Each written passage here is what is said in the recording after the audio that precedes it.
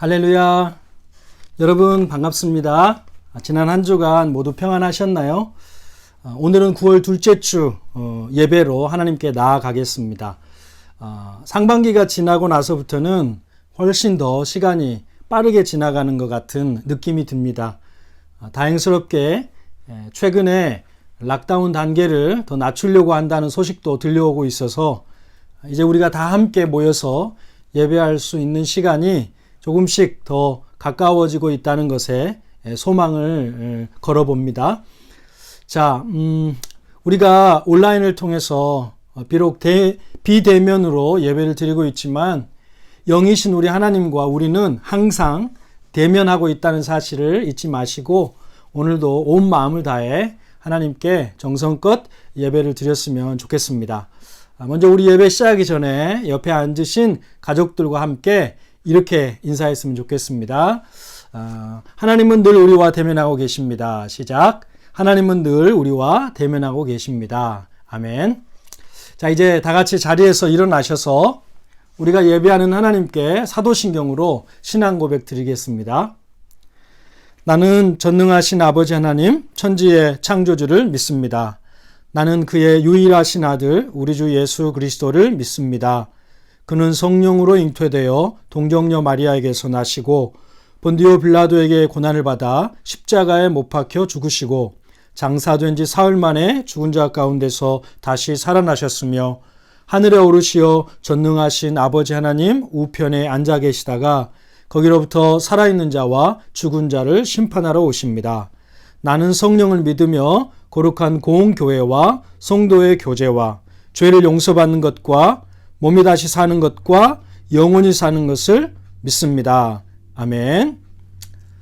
자, 이제 우리 자리에 서신 채로 찬송가 42장 거룩한 주님께 예배를 드리세 찬양 하나님께 드립니다.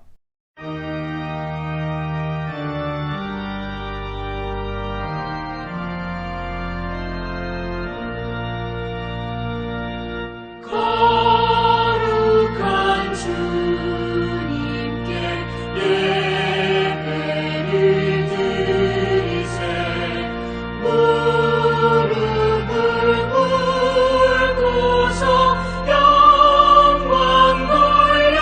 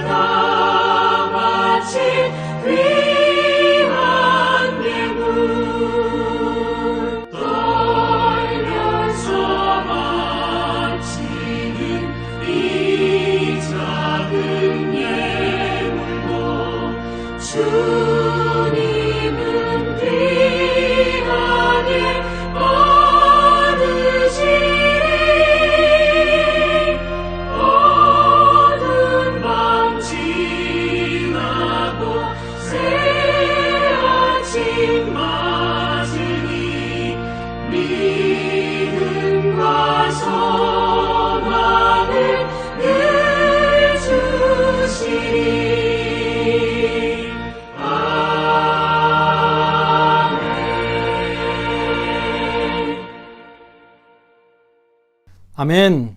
자, 이제 다 같이 자리에서 앉으셔서 오늘 예배를 위해서 우리 김희수 집사님께서 대표로 기도해 주시겠습니다. 다 같이 기도하겠습니다. 사랑의 하나님 아버지, 거룩한 주의 날 그리스도 안에서 우리를 택하사 마음을 모아 전 교인이 같이 인터넷으로 예배 드릴 수 있도록 허락하여 주심을 감사합니다. 예배 중에 저희로 하여금 깨닫고 저희가 주의 법을 준행하여 전심으로 지킬 수 있도록 다스려 주시옵소서. 찬양과 기도와 경배와 예배로 영광과 존귀를 택하신 제단 위에 드리게 하심을 감사드립니다. 우리를 지극히 사랑하심을 믿고 깊은 감사를 드립니다. 우리 모두가 등불을 준비하는 슬기로운 처녀들처럼 우리 삶에 환난과 핍박이 심하다 할지라도 인내하며 견디게 하여 주시고 믿음의 열매로 보답하게 하여 주시옵소서. 예배하는 심령마다 하늘의 좋은 것으로 채우게 하여 주시옵소서. 주님의 부르심을 통하여 모인 저희들을 창조주 하나님의 영광으로 충만하게 하시며 우리 주 예수 그리스도를 구주로 고백하는 모든 심령 위에 신령한 기쁨과 즐거움으로 충만하게 하옵소서. 이 시간 영과 진리로 하나님께 드려지는 예배가 되도록 저희의 죄를 자복합니다. 모양은 믿는 형제 자매처럼 보이나 저희들의 심령이 주님을 갈구하지 않은 죄, 이웃을 가족처럼 섬기지 않은 죄, 말씀을 사모하지 않은 죄, 우리의 모든 나약함을 불쌍히 여겨 주시옵소서. 그리고 우리의 염려와 근심과 한숨도 주님 앞에 모두 내려놓습니다. 이 모든 것들이 변하여 주님께 드리는 찬양이 되게 하여 주시옵소서. 하나님 아버지, 이 땅의 삶을 함께 살아가는 주님의 백성들 모두가 주님 안에서 하나가 되는 역사가 있게 하여 주시옵소서. 많은 힘든 환경 속에서도 주님의 십자가만을 바라보며 설 수 있는 믿음의 힘을 구하며 서로 불쌍히 여기며 화합하는 백성들이 되길 바랍니다. 교회 위에서 주님께서 함께하여 주셔서 우리의 믿음의 귀한 형제 자매들이 늘 한 마음으로 주님께 기도하며 주 안에서 아름답게 상달되게 하여 주시옵소서. 계획하고 기도하는 모든 것이 주님 안에서 가장 아름답게 열매 맺게 하여 주시옵소서. 케이프타운 한인교회가 늘 주님의 사랑을 전파하며 하나님께 영광 드리기에 부족함이 없는 아름다운 성전으로 이어져 갈 수 있도록 각자의 위치에서 힘든 때일수록 최선을 다하게 하여 주시옵소서. 귀한 목사님 다니엘 세워주셨습니다. 말씀 가운데 우리의 심령이 점점 변화되어 더욱더 주님을 닮아가고 깨닫는 복된 시간 되게 하여 주시옵소서. 이 예배를 통해서 말씀 가운데 더욱더 새로워지게 하여 주시고 세상 가운데 삶을 살아갈 때 흔들리지 아니하고 주님의 십자가를 바라보며 달려갈 수 있는 귀한 시간 되게 하여 주시옵소서. 사랑이 많으신 예수 그리스도 이름으로 기도드렸습니다. 아멘. 아멘. 자, 이제 하나님께서 오늘 우리에게 주신 말씀을 같이 보도록 하겠습니다. 오늘 말씀은 사도행전 14장 19절부터 28절 말씀입니다. 우리 한 절씩 교독하고 마지막 28절을 같이 읽습니다. 자, 제가 먼저 19절 읽습니다. 유대인들이 안디옥과 이고니온에서 와서 무리를 충동하니 그들이 돌로 바울을 쳐서 죽은 줄 알고 시외로 끌어내치니라. 제자들이 둘러섰을 때에 바울이 일어나 그 성에 들어갔다가 이튿날 바나바와 함께 더베로 가서 복음을 그 성에서 전하여 많은 사람을 제자로 삼고 루스드라와 이고니온과 안디옥으로 돌아가서 제자들의 마음을 굳게 하여 이 믿음에 머물러 있으라 권하고 또 우리가 하나님의 나라에 들어가려면 많은 환난을 겪어야 할 것이라 하고 각 교회에서 장로들을 택하여 금식 기도하며 그들이 믿는 주께 그들을 위탁하고 비시디아 가운데로 지나서 밤빌리아에 이르러 말씀을 버가에서 전하고 아탈리아로 내려가서 거기서 배 타고 안디옥에 이르니 이곳은 두 사도가 이룬 그 일을 위하여 전에 하나님의 은혜에 부탁하던 곳이라. 그들이 이르러 교회를 모아 하나님의 함께 행하신 모든 일과 이방인들에게 믿음의 문을 여신 것을 보고하고 다 같이 제자들과 함께 오래 있으니라. 아멘. 아멘. 이 말씀은 하나님의 말씀입니다. 하나님 말씀 함께 나누겠습니다. 사도행전의 말씀을 계속 전하다가 힘든 코로나 기간에 들어오면서 지난 2달 동안은 다윗이 자기의 인생에 가장 힘들고 어려운 시기에 기록했던 주옥 같은 몇 편의 시편 말씀을 살펴보면서 우리가 은혜를 받았습니다. 이번 주부터는 잠시 멈췄던 사도행전 말씀을 다시 살펴보면서 하나님의 말씀을 듣도록 하겠습니다. 오늘 우리가 읽은 사도행전 14장 19절부터 28절 본문 말씀은 안디옥 교회로부터 선교사로 파송을 받은 바울과 바나바가 지금의 터키 지역에서 사역을 하던 제1차 선교 여행을 마치고 다시 파송교회인 안디옥 교회로 돌아와서 선교 기간 동안에 하나님께서 역사하신 일들과 또 많은 이방인들에게 복음의 문이 열리게 된 것에 대해서 감사하면서 선교 보고를 하는 내용을 담고 있습니다. 그 내용이 27절로 28절에 기록되어 있습니다. 함께 보겠습니다. 시작. 그들이 이르러 교회를 모아 하나님이 함께 행하신 모든 일과 이방인들에게 믿음의 문을 여신 것을 보고하고 제자들과 함께 오래 있으니라. 아멘. 자, 여러분, 이 선교 보고를 하고 있는 장면을 한번 상상해 보시기 바랍니다. 바울과 바나바가 자신들을 파송한 안디옥 교회가 부여해 준 미션을 잘 마치고 돌아왔습니다. 그러나 복음을 전하려고 찾아갔던 지역마다 하나도 쉬운 지역이 없었습니다. 배를 타고 바닷길을 건너느라 고생하고 또 위험한 순간도 많았습니다. 내륙의 험한 산길을 또 넘느라 죽을 고생을 한 적도 많았습니다. 마을에 들어가면 복음을 환영하는 사람들도 있었지만 극렬히 반대하고 핍박하는 사람들도 항상 있었기 때문에 핍박자들의 돌에 맞아 죽을 뻔하기도 했습니다. 그럼에도 그 어려운 일을 두 사람이 선교사로서 잘 해내고 그 사명을 완수하고 돌아와서 지금 선교 보고를 하고 있는 것입니다. 여러분, 얼마나 할 얘기가 많겠습니까? 얼마나 무용담처럼 자기들이 고생한 이야기, 또 힘들었던 이야기, 또 돌에 맞아가면서도 포기하지 않고 다시 마을로 들어가 복음을 전한 이야기, 또 안진뱅이를 일어나라고 선포했더니 하나님께서 그 안진뱅이를 일으켰던 이야기 등등 정말 수많은 위험과 고생을 딛고 성공적으로 그 미션을 완수하고 돌아왔기 때문에 아마도 밤을 새며 이야기를 해도 다 못할 만큼 자신들의 이야기를 할 게 많았을 것입니다. 바울과 바나바가 선교사로서 죽을 고생을 하고 또 말할 수 없는 수고를 한 것을 우리는 13장과 14장의 기록을 읽어보면 그들이 복음을 위하여 참으로 수고하고 또 고생을 많이 했다는 것을 알 수 있습니다.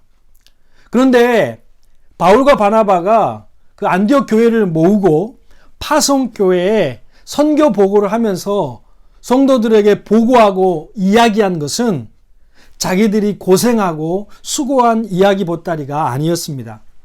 18절 말씀에 여러분 다시 보시면 하나님이 함께 행하신 모든 일과 이방인들에게 믿음의 문을 여신 것을 보고하고 이렇게 기록하고 있습니다.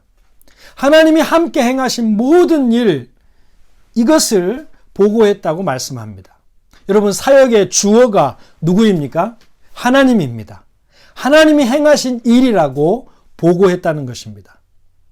자기들이 무슨 일을 했고, 자기들이 어떤 수고를 했고, 자기들이 어떤 고생을 했고, 선교 보고를 하면서 사역의 주어를 자기들이라고 하지 않고 하나님이 행하신 모든 일로 보고하고 있는 것입니다. 뿐만 아니라 자신들이 고생하면서 열심히 복음을 전해서 많은 이방인들이 예수를 믿게 되고 또 결신자를 얻게 된 것에 대해서 이야기하면서도 그것을 자신들이 열심히 노력해서 이루어낸 결과라고 말하지 않고 어떻게 얘기합니까? 하나님께서 이방인들에게 믿음의 문을 여신 일이라고 그렇게 보고하고 있습니다. 여러분 생각해 보세요. 바울과 바나바가 선교사로서 배 타고 산을 넘고 또 마을을 찾아가 사람들을 만나서 죽을 고생을 해서 복음을 전했고 그 결과 많은 열매가 있었습니다. 그들의 이 고생, 이 수고를 다 해놓고 뭐라고 보고하고 있습니까? 하나님이 행하신 모든 일이며 그분이 이방인들에게 믿음의 문을 열어주신 것이다. 이렇게 보고하고 있는 것입니다. 쉽게 말하면 자기들이 수고라는 수고는 다 해놓고 열심과 열정과 노력을 다해서 모든 것을 다 이뤄놓고 하는 말이 주님이 하셨습니다. 주님이 하셨습니다. 이렇게 겸손하게 영광을 하나님께 돌리는 보고를 하고 있는 것입니다. 여러분 이런 모습은 바울의 믿음의 성숙함을 보여주는 것입니다. 자, 고린도전서 15장에 보면 바울이 이렇게 이야기합니다. 15장 10절 말씀 우리 다 같이 한번 읽어보겠습니다. 시작. 그러나 내가 나 된 것은 하나님의 은혜로 된 것이니 내게 주신 그 은혜가 헛되지 아니하여 내가 모든 사도보다 더 많이 수고하였으나 내가 한 것이 아니요 오직 나와 함께 하신 하나님의 은혜로라.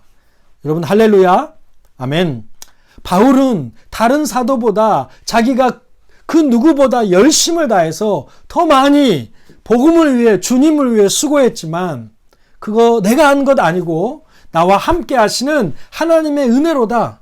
나와 함께 하신 하나님 그분이 하신 일이라고 이야기하고 있습니다. 여러분 하나님이 주어가 되는 삶을 살아가는 사람들은 항상 얘기를 이렇게 합니다. 다 수고해놓고 자기가 드러나지 않도록 주어이신 하나님이 드러나도록 그분께만 영광을 돌리려고 하는 것입니다. 이런 겸손한 믿음의 사람들은 자기의 열심과 수고를 누가 알아주느냐 알아주지 않느냐 이거 하나도 중요하지 않습니다. 처음부터 내가 섬기고 수고하고 애쓰는 목적이 나를 드러내기 위함이 아니고 하나님을 드러내는 것이 목적이었기 때문에 하나님이 아닌 자신에게 박수가 돌아오게 될까봐 오히려 조심하고 또 조심하게 되는 것입니다. 사랑하는 여러분, 저는 이 아침에 우리 모두가 하나님이 주어가 되는 삶을 사시기를 축복합니다. 아멘. 하나님의 나라와 교회와 이웃들과 여러 가지 사역을 위해서 내가 열심을 내서 주도적으로 힘쓰고 애쓰고 수고하고 헌신하고 섬기고서도 그 모든 것을 하나님이 행하신 일로 그분의 은혜가 이루신 일로 그분께 영광을 돌릴 줄 아는 하나님의 사람들 되시기를 주님의 이름으로 축원합니다. 아멘.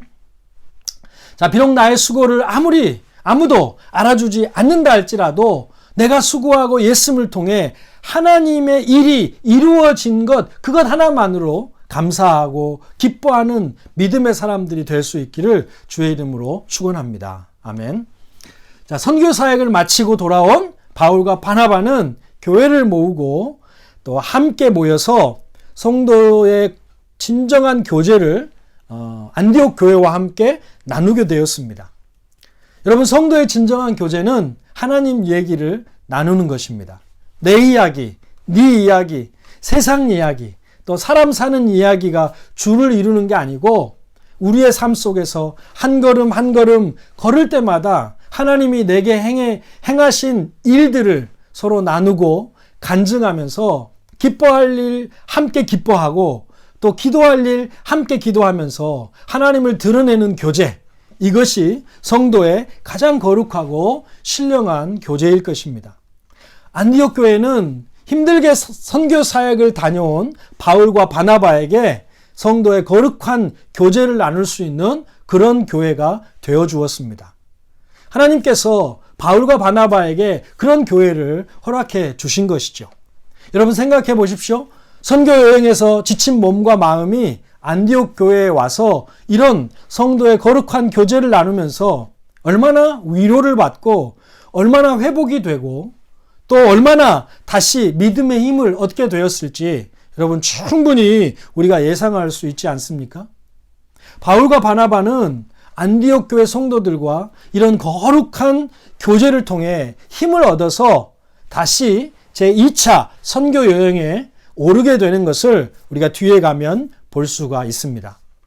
사랑하는 여러분, 저는 이 아침에 우리 캐피탄 한인교회가 서로가 서로에게 성도의 거룩한 교제를 나눌 수 있는 그런 교회가 되어주시기를 바랍니다.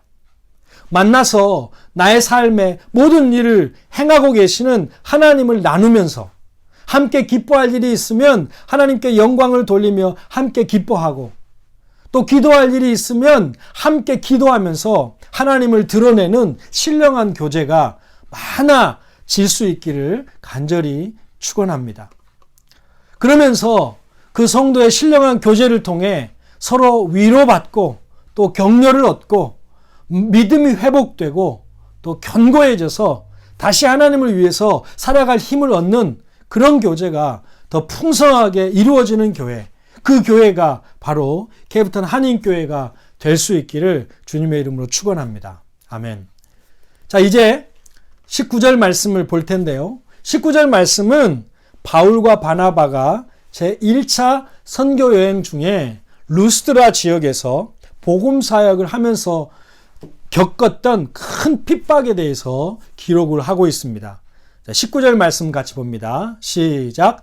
유대인들이 안디옥과 이고니온에서 와서 무리를 충동하니 그들이 돌로 바울을 쳐서 죽은 줄 알고 시외로 끌어내치니라. 아멘. 자, 지난번 사도행전 말씀 우리가 살펴보면서 루스드라 사역을 우리가 살펴보았습니다. 루스드라에서 바울과 바나바가 사역하러 들어갔는데 나면서부터 안진뱅이 된 사람을 바울이 구원받을 만한 믿음이 그에게 있는 것을 보고 일어나 걸으라 이렇게 선포했고 그 사람이 일어나 걷게 되는 기적이 일어났습니다. 그 일로 인해서 루스드라 사람들이 바울을 제우스라고 하면서 또 바나바는 헤르메스라고 하면서 그들을 신처럼 여기며 제사장들을 불러와서 바울과 바나바를 향해서 제사를 드리려고 했습니다. 그러자 바울과 바나바가 격렬하게 그들을 말리면서 이런 헛된 일을 버리고 참되고 살아계신 하나님께 돌아오라고 그들에게 가르치고 권면해서 루스드라 사람들이 하나님께 많이 돌아오게 되었습니다. 그게 바로 지난번에 우리가 살펴본 14장 8절부터 18절까지 오늘 본문 말씀 앞의 내용입니다. 그런데 그 루스드라에서 능력 있게 복음 사역을 열심히 하고 있는데 바울과 바나바에 대한 큰 핍박이 일어났습니다. 그것은 다름 아닌 안디옥과 이고니온에서부터 바울과 바나바를 방해하기 위해서 그들을 쫓아온 유대인들이 있었습니다. 그들이 루스드라의 무리들을 충동해서 바울을 돌로 쳐 죽을 만큼 돌팔매질을 하게 된 것입니다. 어느 정도로 돌에 맞았는가 하면 돌에 맞아 피투성이가 되고 바울이 실신하게 되었는데 사람들이 보니까 죽은 줄 알 정도로 그렇게 심하게 돌을 던졌고 급기야 바울이 죽었다고 생각한 그 무리들이 바울을 동네 밖에 내다 버리는 일이 일어났습니다. 여러분, 저는 그 유대인들 안디옥과 이고니온에부터 루스드라까지 내려와서 그 무리들을 선동해서 바울이 죽을 만큼 돌을 던져 핍박하는 그 유대인들의 모습을 이렇게 묵상하면서 그들의 강팍함과 그들이 자기 일에 얼마나 헌신적이고 열심인가 하는 것을 보게 됐습니다. 여러분, 강팍함에도 열심히 나올 수 있습니다. 바울과 바나바의 선교 활동을 방해했던 유대인들은 안디옥과 이고니온에 바울을 방해하기 위해서 루스드라에까지 온 사람입니다. 그러니까 안디옥과 이고니온에서부터 바울을 추적해서 루스드라에까지 온 사람들입니다. 자, 보세요. 안디옥과 이고니온에서 지금 루스드라까지는 약 160km가 넘는 거리입니다. 가까운 거리가 결코 아닙니다. 지금처럼 교통이 발달한 시대도 아니기 때문에 걸어서 왔습니다.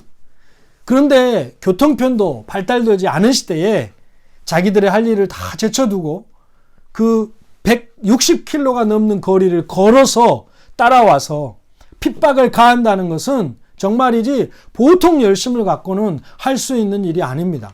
그런데 그 일을 그들은 하고 있는 것입니다. 어째서요? 네, 사단이 사도 바울의 복음 전파를 어떻게든 막아야 한다고 생각했기 때문입니다. 그래서 자기들의 시간을 내고 돈을 들이고 몸을 헌신해서 악한 일에 열심을 내고 있는 것입니다. 여러분, 이들의 열심을 보면서 이런 생각을 해봤습니다.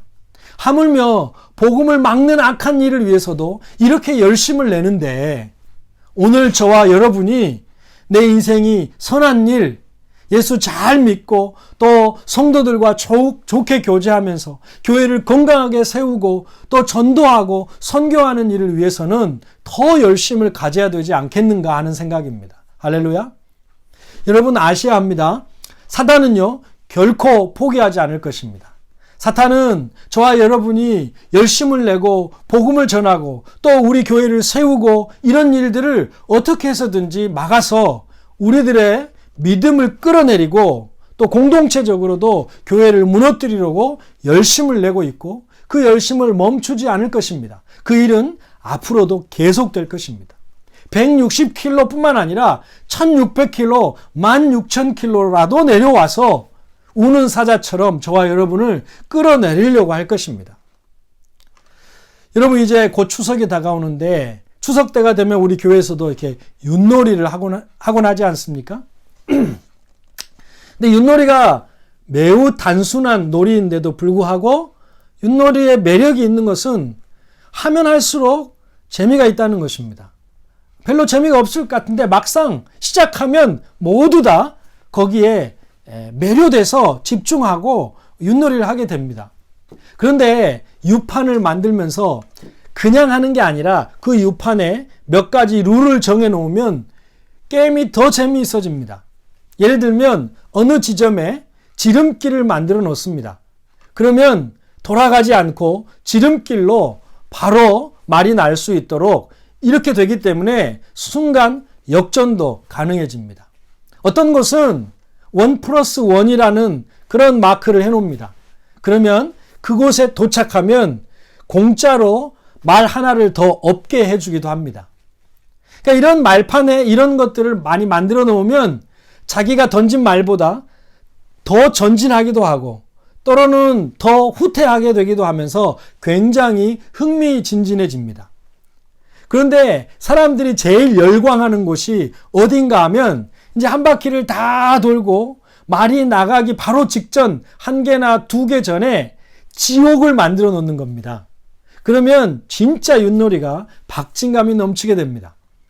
열심히 윷을 던져가지고 마지막까지 달려왔어요. 한참 우리 편이 이기고 있습니다. 그런데 그 말이 2동이나 3동 혹은 4동을 다 엎은 말이라 할지라도 아무리 그 판에서 우리 편이 윷을 많이 하고 뭐를 많이 했다 할지라도 제일 마지막에 와서 우리 편 말이 그만 그 지옥에 들어가게 되면 그 말은 죽은 말이 되어버리고 그동안의 모든 수고가 다 허사가 되어버립니다. 그래서 앞서 달려가던 상대팀의 말이 마지막 순간에 거기 지옥에 빠지는 것을 볼 때 얼마나 통쾌하며 좋아하는지 모릅니다. 일어나서 난리를 치고 껴안고 막 손을 마주치며 만세를 부르고 어떤 사람들은 얼마나 좋은지 덩실덩실 춤을 추는 분도 있습니다.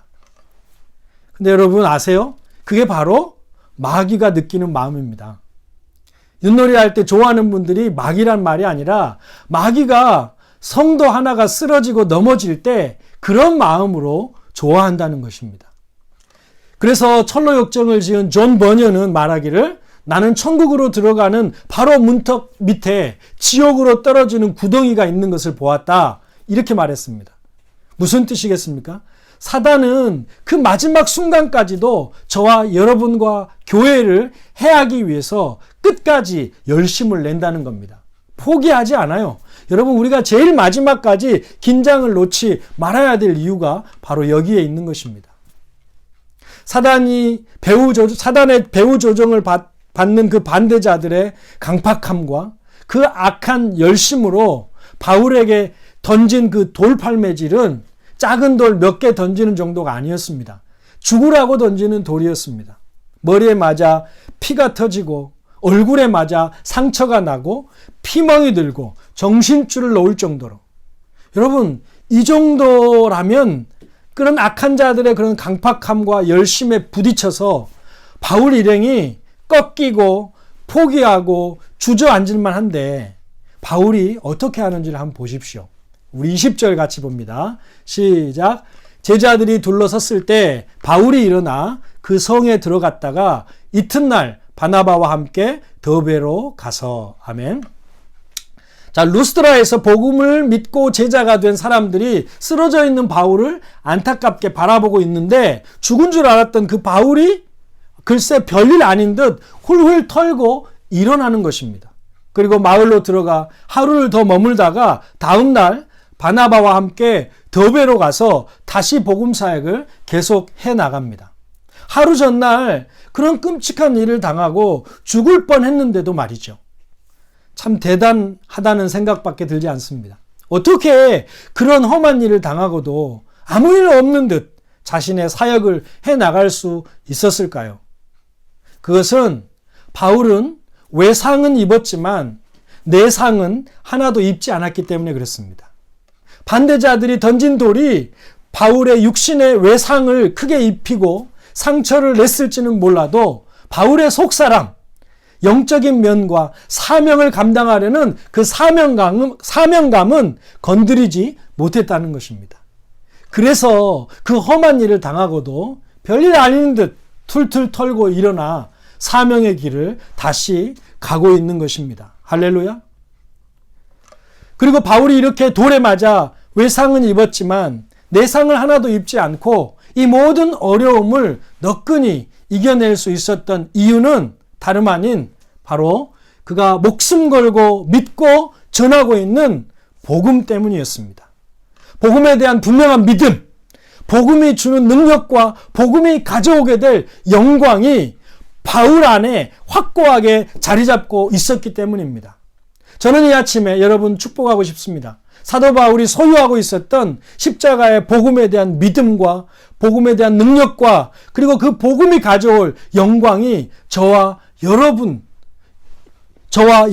것이 되어지시기를 간절히 축원합니다. 여러분 한번 따라해 볼까요? 주여, 나에게 복음의 믿음과 능력과 영광이 분명히 자리 잡게 해 주옵소서. 할렐루야. 아멘.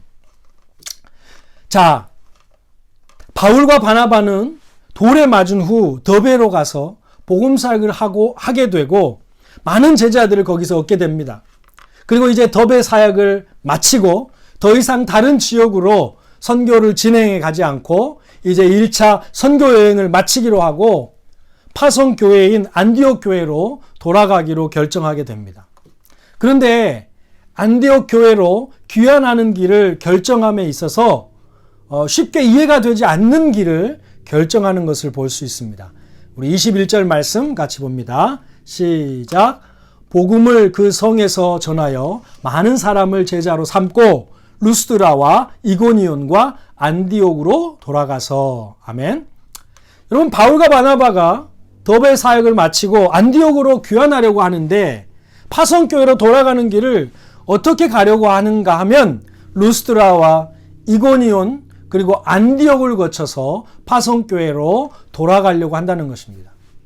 그러니까 지금까지 지나왔던 도시들을 다시 돌아가서 다시 들려가기로 결정한 것입니다. 자, 우리 지도를 같이 한번 볼까요? 이 지도가 바로 사도 바울의 1차 전도 여행의 길을 표시한 지도입니다. 거기에 보시면 녹색이 사역을 왔던 길이고 빨간색이 다시 파송교회로 돌아가는 길입니다.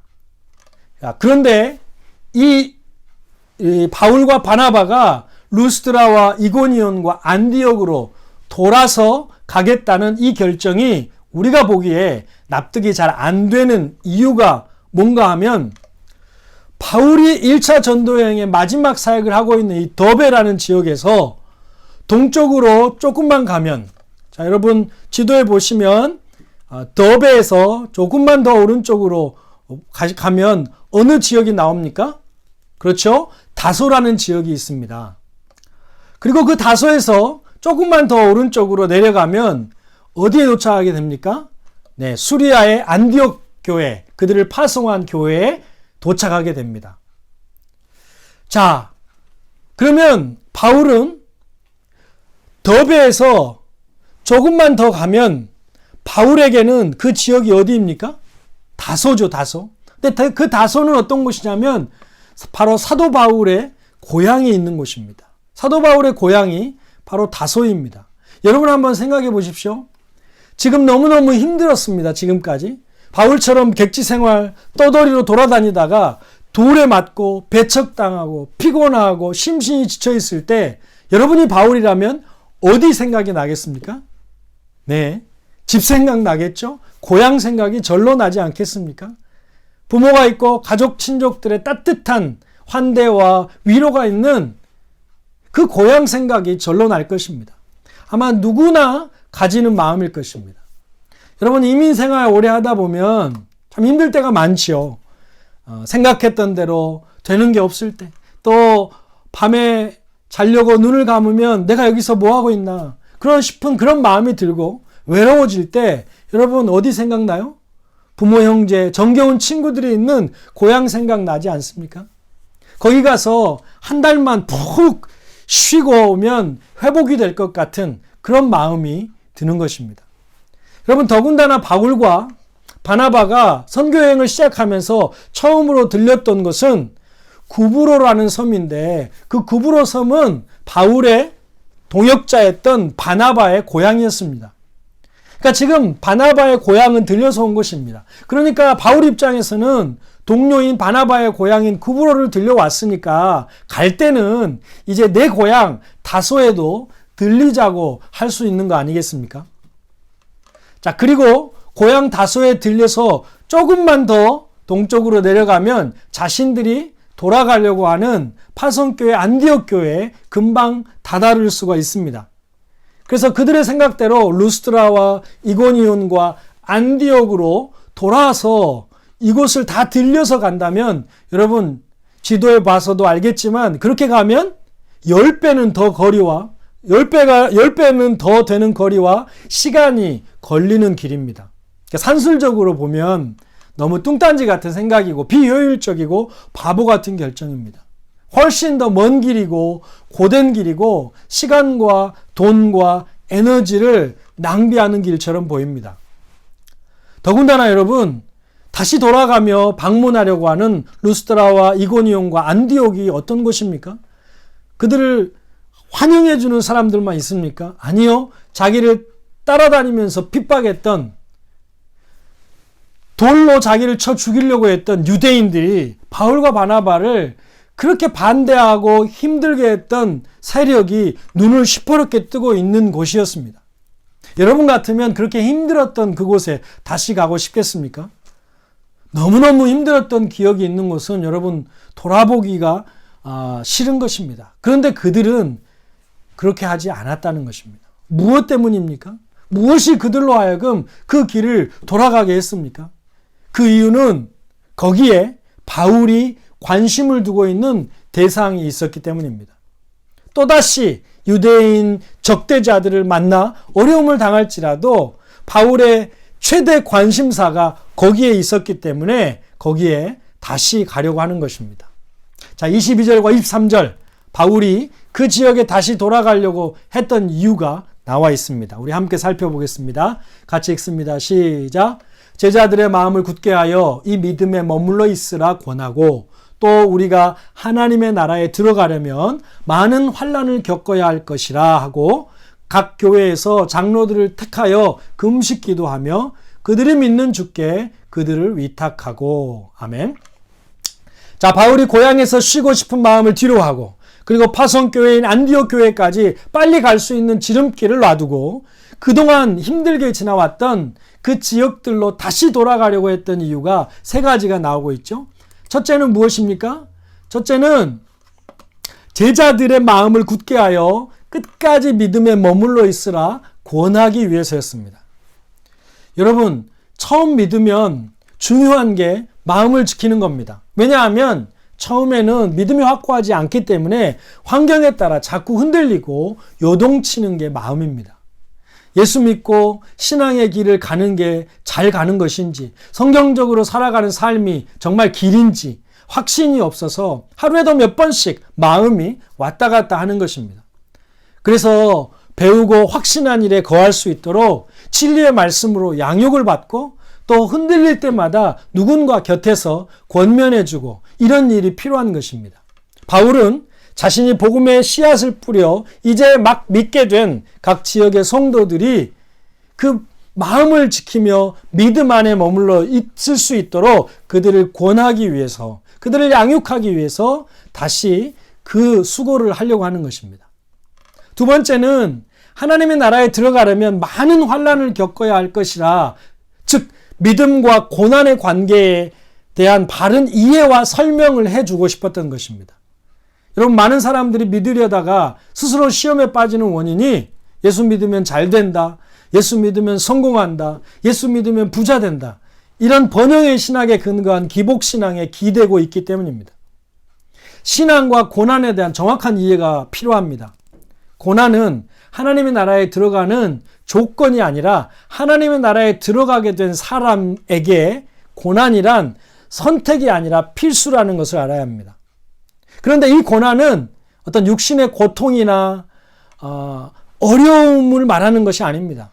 이 고난은 자기를 비우고 자기 것을 포기하고 자기를 내려놓는 것, 즉 자기를 부인하는 이 고난이 없이는 하나님의 나라에 들어가는 사람이라 할 수 없다는 것입니다. 여러분, 우리 주님이 십자가에서 당하신 고난은 육신의 고통이 아닙니다. 하늘 영광, 자기의 자리를 버리고 우리를 위해 낮고 천한 땅에 오신 자기 비움, 또 자기 부인의 고난입니다. 이 십자가의 고난에 동참하지 않는 사람은 하나님 나라에 들어간다고 볼 수 없다는 것입니다. 바울은 이 고난의 신학을 이제 막 믿게 된 성도들, 그리고 교회에 가르치고자 했던 것입니다.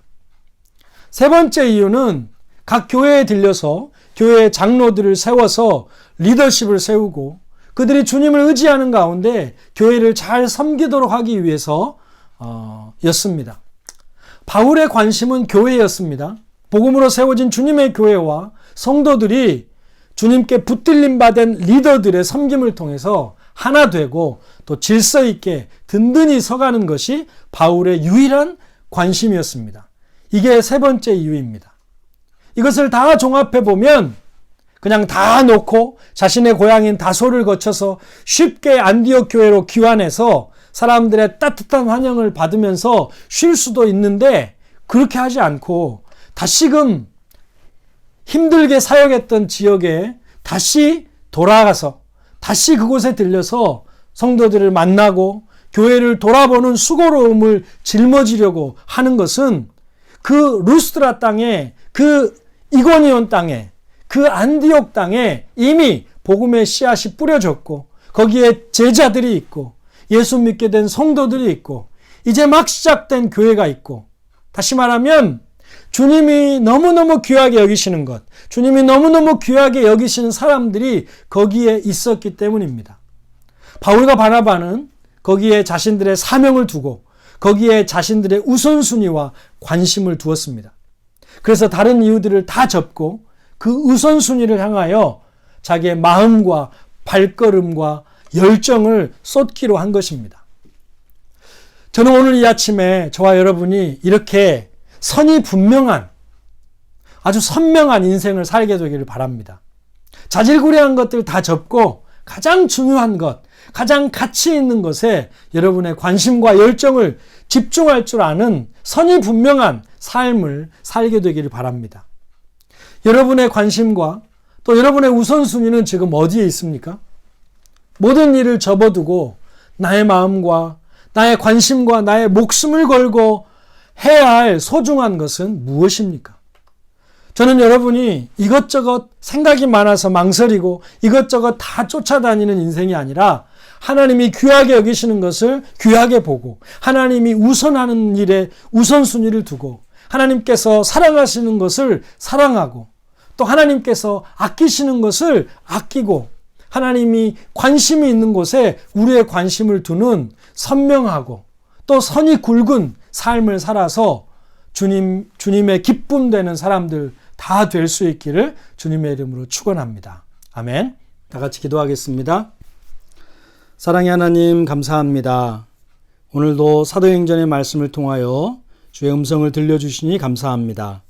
바울과 바나바처럼 모든 수고와 헌신을 다하고서도 주님이 하셨습니다. 하나님의 은혜로 되었습니다. 라고 말하며 하나님을 드러내는 하나님이 주어가 되는 겸손한 신앙인들이 다 되게 하여 주시옵소서. 안디옥 교회가 바울과 바나바에게 성도의 온전한 교제를 나누는 친구가 되어 주었던 것처럼 우리가 서로에게 하나님을 드러내고 또 하나님을 나누는 그런 신령한 교제를 통해 서로 위로받고 섬김받고 세움받는 교회가 되게 하여 주시옵소서. 사소하고 잘 자란 것에 마음 뺏기며 시간을 허비하는 것이 아니라 하나님이 가장 중요하게 여기고 하나님이 가장 가치를 두는 것에 우리의 모든 열정과 열심과 시간과 에너지를 집중할 줄 아는 선이 분명한 삶을 살게 하여 주시옵소서. 이번 한 주간도 살아계신 하나님과 24시간 동행하며 늘 주님을 기쁘시게 하는 삶을 살아가는 모든 성도들 다 되게 하여 주시옵소서. 감사하며 우리 주 예수 그리스도의 이름으로 기도드리옵나이다. 아멘. 아멘. 자, 이제 우리 찬송가 301장 지금까지 지내온 것 주의 크신 은혜라 찬송 들으시면서 준비하신 예물을 하나님께 드리겠습니다.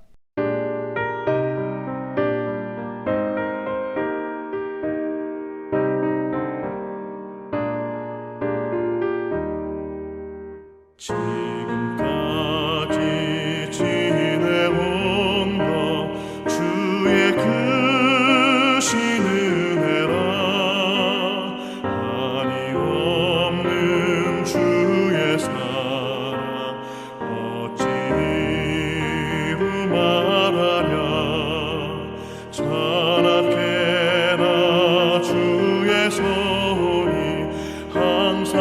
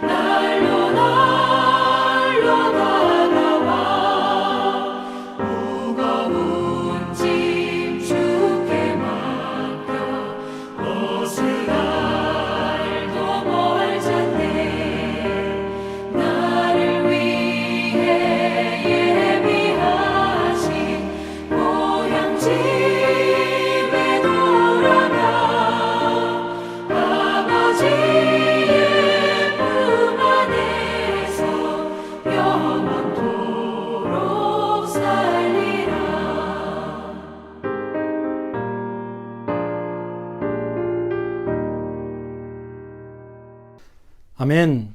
자, 드려진 헌금 위에 기도하겠습니다.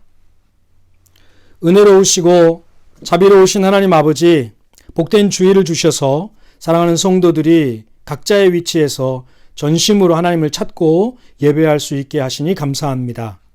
오늘 이 시간 하나님께 예배하는 믿음의 백성들에게 하늘문을 여시고 축복하시옵소서.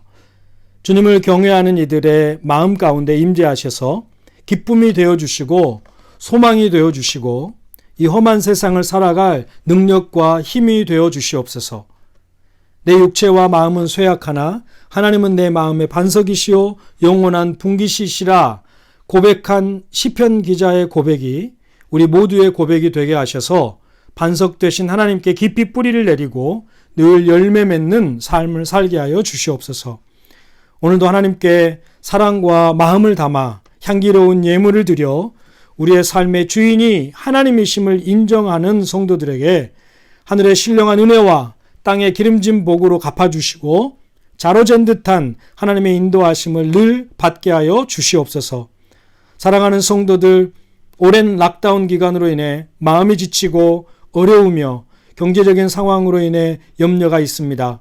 위로하여 주시고 견디고 이겨낼 힘을 주시고 광야에서 바위를 쳐 물을 내신 하나님의 능력으로 기적의 공급하심을 경험하게 하여 주시옵소서. 서로를 생각하며 위에서 기도하는 섬김이 더욱 깊어지게 하시고 각자의 위치에서 하나님과 동행하며 가정의 회복, 신앙의 회복, 하나님과의 친밀함을 회복하는 복된 시간 되게 하여 주시옵소서. 온라인으로 공부하고 있는 우리 자녀들 배움과 학업에 빈틈이 생기지 않도록 함께하여 주시고 또 학교에 등교하는 자녀들 또 건강을 잃지 아니하도록 하나님께서 늘 눈동자처럼 보호하여 주시고 이런 우리 자녀들이 코로나 기간에 인간의 능력의 한계를 경험하는 이런 시간을 통해 전능하신 하나님을 깊이 만나는 시간 되게 하여 주시옵소서. 우리 교회를 붙들고 계시는 주님, 비록 지금은 흩어져 있지만 각자의 위치에서 한 사람의 그리스도인으로 또 교회로서 말씀 따라 살아감으로 세상의 빛과 소금된 삶을 잘 감당할 수 있도록 은혜를 더하여 주시옵소서. 감사드리며 예수님의 이름으로 축복하며 기도하옵나이다. 아멘. 아멘. 할렐루야. 아멘. 자, 이제 교회 앞에 광고 말씀을 드리겠습니다. 지난주에도 우리 교회는 어려운 시기에 가난한 이웃들에게 하나님의 사랑 오병이어를 흘려 보냈습니다. 지난주에는 우리 다눈 지역과 그리고 짐세보시 지역의 홈리스 형제들에게 음식이 전달되었습니다. 성경에 보면 가난한 자를 구제하는 것은 하나님께 꾸이는 일이라고 말씀하고 있습니다. 이 축복된 일에 같이 매주 동참하고 계시는 우리 성도님들 주님의 이름으로 축복하고 또 이 일을 우리 교회가 계속 해나갈 수 있도록 뒷받침하시는 하나님께 모든 영광을 돌립니다. 감사합니다. 매주 수요일은 가정 예배를 드리는 날입니다. 자녀들과 함께 모이셔서 함께 예배하고 또 기도하고 대화하면서 또 가정이 또 하나님의 은혜 안에서 또 영적이고 행복한 시간을 경험하게 되기를 바랍니다. 마지막으로 늘 광고 드리지만 매트릭 수험생들 우리 4명의 아이들 계속해서 하나님 의지하면서 또 공부에 나갈 수 있도록 또 준비 잘해서 좋은 결실들이 있도록 여러분 기도해 주시고 또 여러 나라에 또 여러 대학에 어플라이하고 또 진학을 또 해 나갈 텐데 하나님께서 그 길을 선하게 인도해 주시도록 또 이름 불러가며 꼭 기도해 주시면 감사하겠습니다. 네, 감사합니다. 자, 이제 다 자리에서 일어나셔서 제가 축도하고 축복하면서 예배를 마치겠습니다. 축도합니다. 지금은 우리 주 예수 그리스도의 은혜와 하나님의 크고 놀라우신 사랑하심과 성령의 위로, 충만, 교통하심의 역사가 오늘 하나님께 예배하며 또 하나님께서 기뻐하시는 것, 하나님께 가치를 두시는 것에 우리의 온 마음과 시간과 열정을 집중해서 하나님 기뻐하시는 삶을 살기를 원하는 개부터 한인교회 성도들 한 사람 한 사람 머리 가운데 그리고 가정 위에 또 자녀들 위에 그리고 이 땅 아프리카에 선교하는 우리 선교사님들과 가정과 자녀들 위에 그리고 우리나라와 민족 위에 지금부터 영원토록 함께 있을지어다. 아멘. 아멘. 자, 이제 우리 서로 축복하면서 예배를 마치겠습니다.